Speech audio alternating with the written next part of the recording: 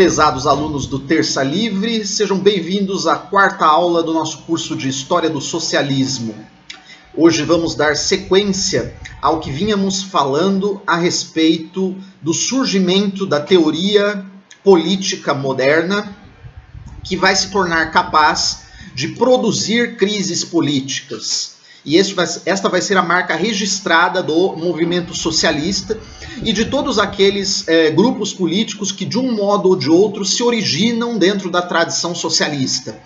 Eu estou aqui defendendo a tese de que a filosofia política moderna, que se consolida no período iluminista, é a primeira ao longo da história que se torna capaz de produzir crises políticas, crises que exigiriam um rápido desenlace, e que o movimento socialista é o herdeiro direto desta tradição de pensamento político, e que ele ainda é muito eficiente na produção destas crises, fundamentalmente no ambiente cultural. Hoje em dia nós percebemos que as crises políticas elas se originam no meio cultural a partir de certas demandas que começam a surgir na sociedade civil e que, alimentadas por um dinheiro bastante poupudo que vem de algum lugar, começam a se tornar prementes em direção ao meio estatal. E aí o meio estatal ele se vê obrigado a responder a essas demandas e acaba, muitas vezes, concedendo aquilo que aqueles grupos que formularam essas demandas exigiam de início. Então, esse mecanismo criador de crises políticas é o que nós precisamos entender de uma vez por todas. E por isso eu estou aqui dedicando algum tempo para explicá-lo. Dissemos na aula anterior que este mecanismo ele tem a sua origem na filosofia política de Thomas Hobbes, que vai romper com a ideia clássica segundo a qual ética e política seriam ciências intrinsecamente ligadas uma à outra. Ou, para usar a linguagem de Aristóteles, que a política seria a ciência arquitetônica em relação à ética. Hobbes rompe completamente com esta ideia, separando ética e política, colocando o soberano acima dos mandamentos da ética e dando um passo além, afirmando que aquilo que anteriormente se compreendia como mandamento da consciência moral, na verdade não passava de opinião pessoal, certo? Então, a religião, o direito natural, as normas que os homens consideram como vinculantes do ponto de vista da sua consciência moral, Hobbes vai rotulá-las como opiniões pessoais. E, ao dizer que as opiniões pessoais divergem dentro de uma sociedade, é necessário um poder que esteja acima destas opiniões e que seja capaz e que esteja autorizado a violá-las em prol do bem comum. Então Hobbes vai dar este passo de consequências tão graves que nós vamos ver a partir de agora. Quando o sistema político absolutista se consolida de uma vez por todas, especialmente na França, o que vai acontecer? Vão surgir dentro da França e nos reinos da Alemanha e na Inglaterra grupos de homens que começarão a se associar para pensar a ciência, a literatura, a religião, a cultura humana como um todo, do ponto de vista do progresso científico. Esses homens que vão se associar, boa parte deles são profissionais liberais e pessoas ligadas à burguesia que está em ascensão neste período. E são pessoas que geralmente não têm acesso à participação no meio político. Por quê? Porque o Estado absolutista ele funcionava de modo extremamente fechado. O rei absolutista ele governava a França, por exemplo, com um grupo de militares e com um grupo de funcionários. Mas uma grande parcela dos profissionais liberais e das pessoas que tinham recursos materiais dentro da sociedade não tinha acesso ao meio político. Então o que eles começam a fazer? Eles começam a se associar em certos grupos, que seriam grupos patrocinadores da cultura, das ciências e das artes. Eles começarão de modo bastante modesto, discutindo literatura, escrevendo romances, escrevendo poemas. Mas, ao fazerem isso, aos poucos, eles vão se tornando cada vez mais prisioneiros ou cada vez mais empolgados com a ideia de que todos os setores da cultura humana estão submetidos a uma lei do progresso, certo? E que esta lei do progresso ela deve ser obedecida e deve ser estimulada pelos homens. Nós temos então essas sociedades que vão se reunir para pensar a cultura humana, vão começar a formular uma verdadeira filosofia da história. Uma filosofia da história desligada das raízes cristãs da Europa como um todo. Como nós sabemos, a ideia de história, como formulada pela cultura europeia até o século XVIII, esteve bastante embebida das noções trazidas das Sagradas Escrituras. Nunca é demais lembrar que um dos livros mais lidos nos meios cultos da França, no final do século XVII, foi a obra de história do famoso Bossuet, que acabou de sair em português pela editora do Centro Dom Bosco, né? Foi lançada uma tradução em português do famoso livro de Bossuet a respeito da história universal de acordo com as Sagradas Escrituras. Então, os filósofos do iluminismo, os pensadores do iluminismo, o que eles vão fazer? Eles se colocarão decididamente contra esta concepção que é apresentada no livro de Bossuet. Esta concepção dizia que a história humana ela reflete de algum modo o plano da providência divina. Os filósofos iluministas dirão que a história não obedece um plano de providência divina, mas obedece a algum tipo de legalidade que é própria da história como tal, desligada de uma figura transcendente, desligada de Deus. A história ela teria leis próprias dela, história. E estas leis próprias da história conduziriam as sociedades humanas no sentido do progresso. Estas ideias elas começam a ser alimentadas a partir da crítica literária. A crítica literária nós conhecemos a famosa querela, disputa entre antigos e modernos, né? A disputa entre os antigos e modernos ela é vencida por aqueles partidários dos modernos. Vão dizer então que a arte, a literatura não deve se prender aos modelos antigos, mas que também deve estar submetida a uma lei do progresso. E o ponto seguinte que vai ser tratado por esses filósofos vai ser justamente o ponto da moral. Qual é a concepção clássica da moral? Concepção clássica da moral que vem lá de Aristóteles e adotada pelo cristianismo. É que a moral ela está baseada na lei natural.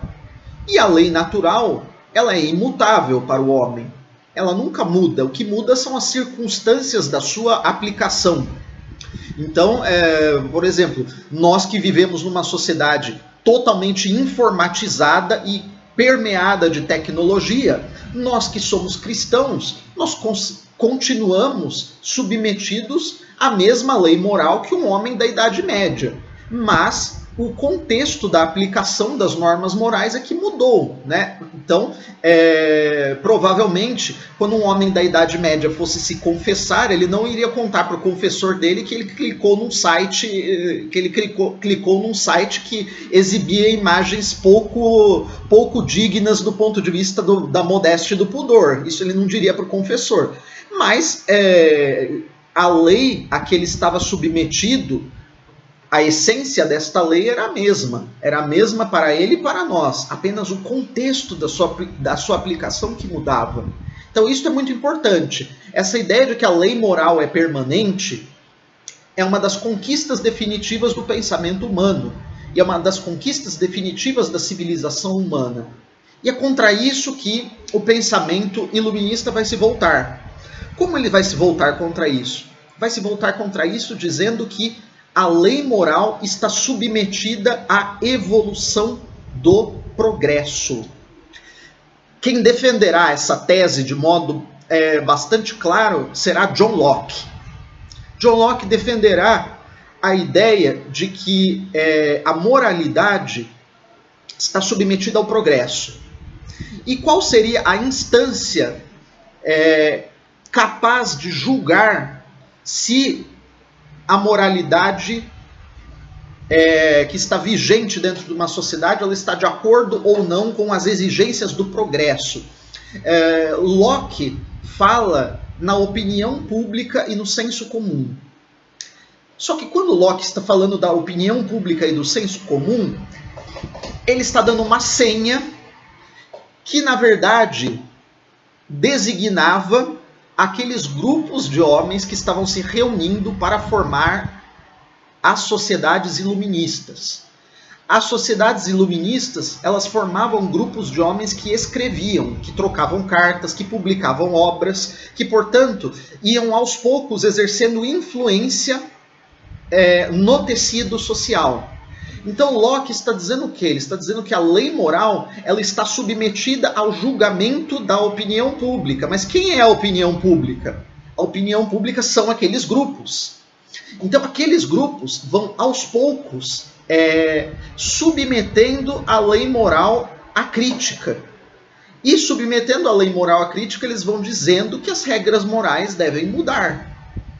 E que as regras morais devem mudar e que, portanto, determinados comportamentos não mais se justificam, determinados outros comportamentos passam a ser exigidos. Esta crítica moral, ela vai aos poucos ganhando peso. De início, ela aparece revestida de uma simbologia literária. É conhecida a obra de Montesquieu chamada As Cartas Persas. Montesquieu escreve esse livro no começo do século XVIII. Este gênero literário que Montesquieu está usando é um gênero que tenta mostrar a sociedade europeia vista pelos olhos de um estrangeiro que mora em uma sociedade bastante afastada e bastante remota. Então As Cartas Persas são um livro que teria sido escrito por um homem que veio da Pérsia passear na França. E o que ele diz? O personagem narrador deste livro, ele tece uma série de críticas sobre os hábitos morais dos franceses, e ele diz que aquilo tudo é muito esquisito, que aquilo tudo parece irracional, que os hábitos morais dos franceses parecem irracionais.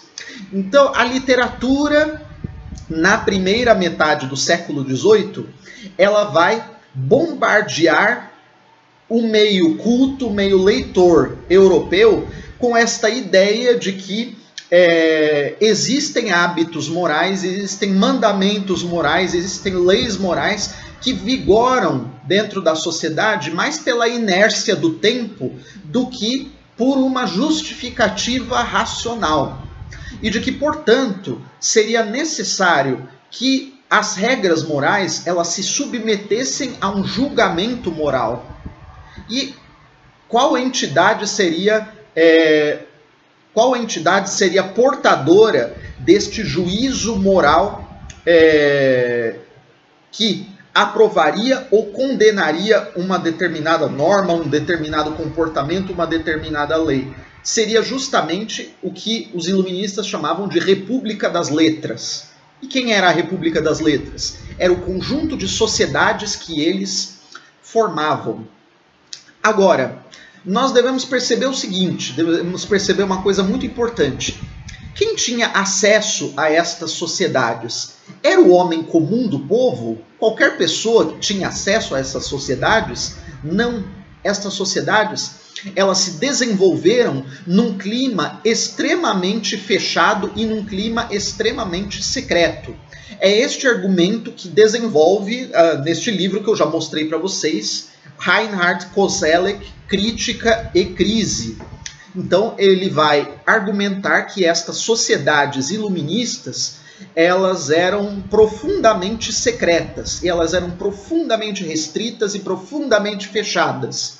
E que o seu funcionamento ele foi tão eficiente e ele conseguiu exercer tamanha influência na opinião pública que a partir da segunda metade do século XVIII, o próprio governo absolutista francês começou a chamar os seus ministros a partir destas sociedades secretas.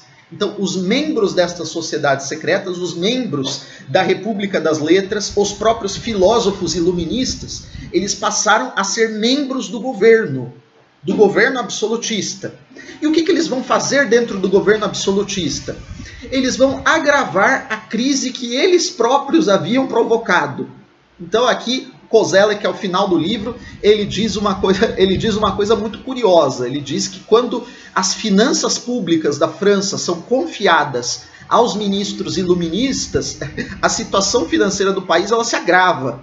Então, quer dizer, as sociedades secretas iluministas, elas provocam uma situação de crise, elas criam uma situação de crise, depois elas exigem do governo que resolva essa crise, se apresentam como portadoras da solução, e no momento em que seus agentes são levados para dentro do governo, a crise ela só se agrava, ela só se agudiza, ela só se acentua. Não é difícil nós percebermos a semelhança disto que aconteceu naquela época com o que acontece hoje com os movimentos socialistas, né? O que os movimentos socialistas, ou dizendo de um modo mais amplo, o que os movimentos revolucionários fazem hoje em dia?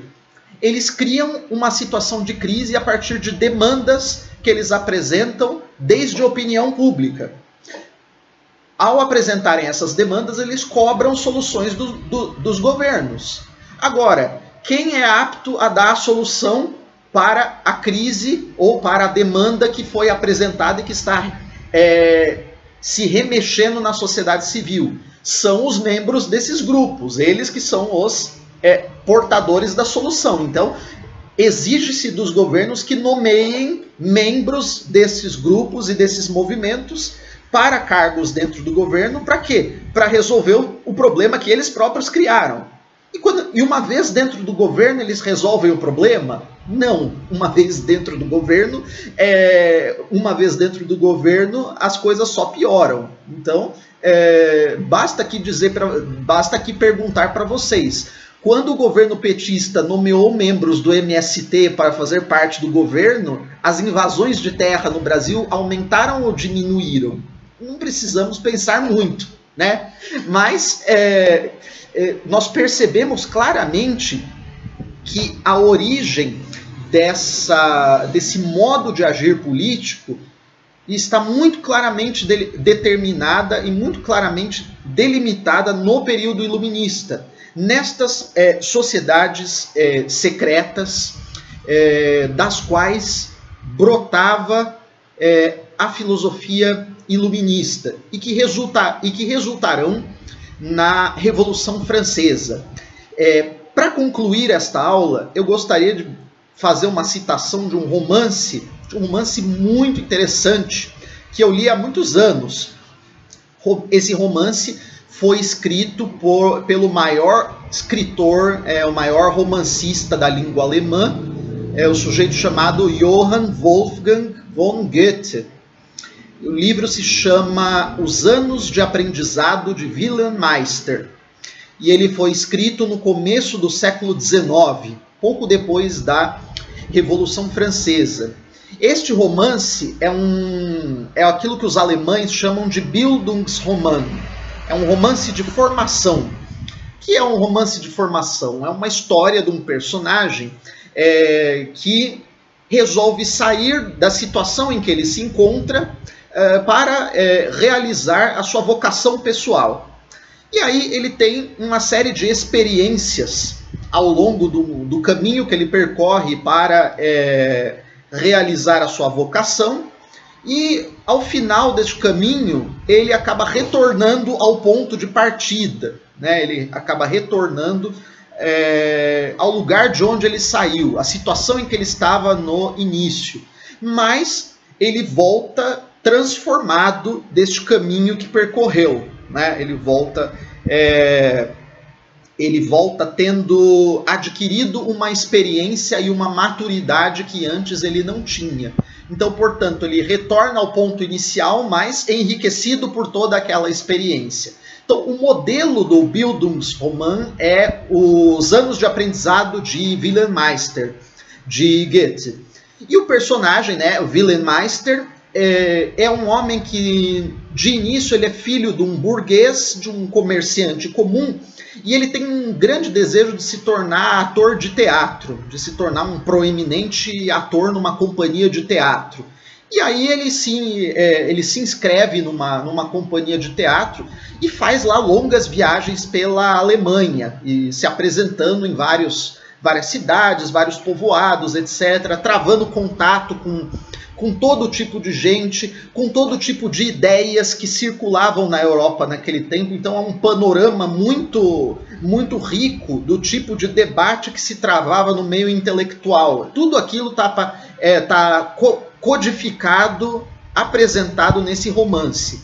E eu vou ter que dar um spoiler aqui para vocês do final do romance, né? Porque é necessário aqui para a nossa aula. Mas se você não quiser ouvir o spoiler, pode dar pausa e assistir a aula subsequente, né? Aí ninguém estraga a leitura. Ao final do livro, o Wilhelm Meister se encontra com o chefe de uma sociedade secreta. O chefe da sociedade secreta o manda entrar ali dentro da sede deles e apresenta uma série de símbolos e de códigos cujo sentido a gente não consegue entender bem. A gente precisa então estudar um pouquinho de história das sociedades secretas para entender o que tudo aquilo significava. Mas o chefe da sociedade, ele diz uma coisa muito interessante a Wilhelm Meister. Ele diz assim: olha, nós sabemos que você está perambulando pela Alemanha e perambulando por várias cidades há muitos anos. E eu devo te contar uma coisa. Tudo aquilo que você fez, todas as pessoas com quem você conversou e todas as oportunidades que você teve ou deixou de ter, fomos nós que criamos. Então nós estamos controlando a sua vida, tudo que você faz, todos os passos que você dá há muitos anos. E agora nós estamos te admitindo aqui dentro do nosso grupo. A primeira vez que eu li aquilo, eu fiquei muito assustado, né? Eu falei, nossa, que macabro esse final do livro do Goethe. Mas o que isto significa? O que o maior romancista da língua alemã tá querendo mostrar para nós nesse romance?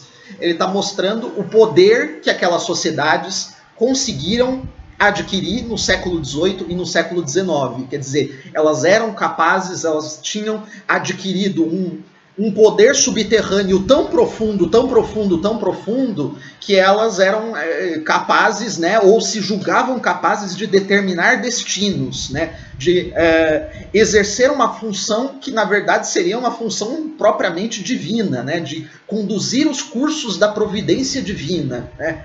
Então é uma coisa muito, muito, que a gente pode ver, uma coisa muito diabólica que está por trás desse tipo de mentalidade. E é isso que vai entrar dentro do movimento revolucionário.